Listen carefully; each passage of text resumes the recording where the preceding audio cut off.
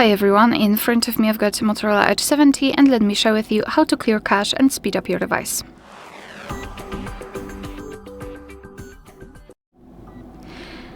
So let's start with opening the settings, and here we have to scroll and find the apps.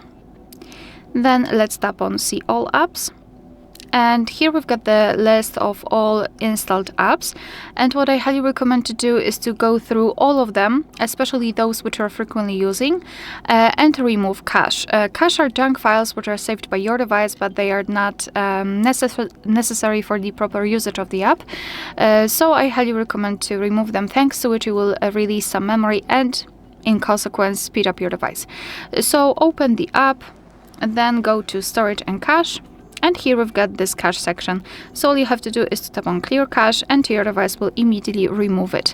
I do not recommend tapping on Clear Storage because unless you wish to make the app completely brand new, because you will remove all the data.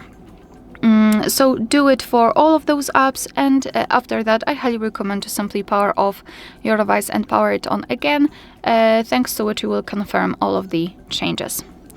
Alright, so that will be all. Thank you so much for watching. Please hit the subscribe button and leave the thumbs up.